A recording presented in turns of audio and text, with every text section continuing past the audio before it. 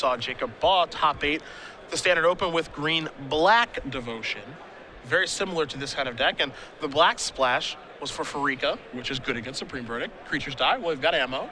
He had Thoughtseize, good against this type of strategy, take away the Supreme Verdict, and Golgarian Charm, which regenerate from Supreme Verdict. So maybe that's why he made the black splash. Although I still feel in that world, you're still not favored against control decks. It still seems difficult. Yeah. But as far as, the color that you can go to make yourself better, you have to imagine it's black, and you have to imagine it's those cards. Yeah, I actually like the way that Joshua's constructed his deck better. Just say, listen, if I run into Revelation decks and they have a good draw, I'm just probably going to lose the game. But your game against other creature decks is so much better with these cards. Sure. Aetheling's going to come into the red zone here against Nixon.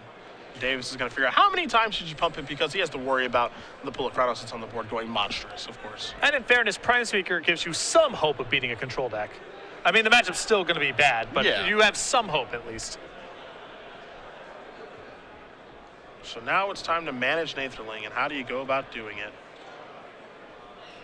Also, Joshua has copies of Aetherling of his own in his sideboard, too. So he has a different angle of attack here that, I mean, if they tap out for Supreme Verdict, assuming that you can't do anything too dangerous the following turn, and you have Aetherling with mana up, that's quite good as well. Enough blue sources in the deck to make it work. He's got 4 islands, 4 Temple of Mystery, and 4 breeding pools. Yeah. And look at his board right now. He's got more than enough blue sources to support an Aetherling. It's currently sitting at a 6-3 as the Aetherling. Unblockable than 2 activations. So it looks like we're going to get a little bit of noise here from Pool of Chronos. And Jim's got Joshua down to 8 here. So the big thing is he can kill in 1 Aetherling hit. It's just an issue of not doing anything sloppy with his mana, forcing Joshua to pull the trigger on the Pool of Chronos fight and then winning the following turn. Yep, that's pretty much it. And the way that Jim's doing this, he's kind of balancing, because again, he knows he can't move all in.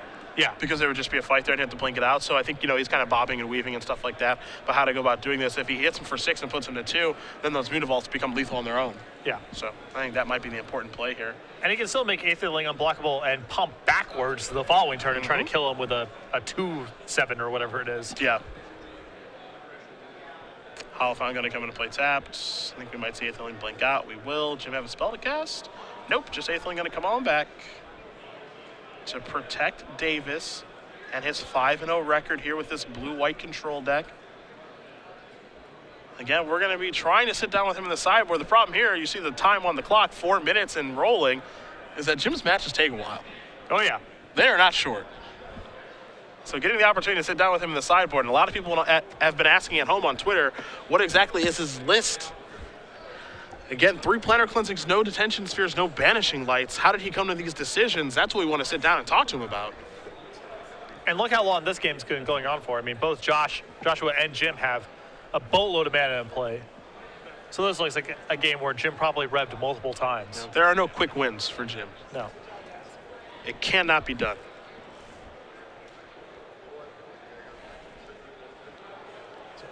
Joshua trying to figure out some way to get out of this, but it's really hard facing this many lethal attackers and an Aetherling that's now lethal pumping backwards. Look, that's not the first time anyone's had that look when Aetherling's on the other side of the table. Okay? Now, I know it happened a lot at Pro Tour Dragon's Maze. I got to see it firsthand, but this is not the first time that someone has stared down Aetherling and trying to figure out how to get out of it. And the answer is, you can't. Try as you must, you cannot. Couple cards. They are far and few between. Debtor's Pulpit got some play at that Pro Tour. It did. And from Adrian Sullivan recently in Standard. It's kind of funny. Nixon actually has an Aetherling of his own in his hand. And he says, I can't fight through this. That is going to do it. Jim Davis is going to win this match over Joshua Nixon. 2 games, 0 blue-white control. Moves on to 6-0. And not just normal blue-white control.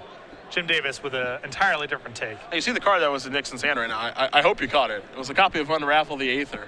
Yeah, and we're going to do a quick little look-through down Jim's list, and there are 0 targets. I would love to do a count of how many times this has happened. Abrupt decays and the whole. Yeah, the whole I'm ready for you, guy. You and your D-spheres. I am ready for you. What D-spheres? I don't need D-sphere. Right. I got Planar Cleansing, man. I got you covered. I don't need help.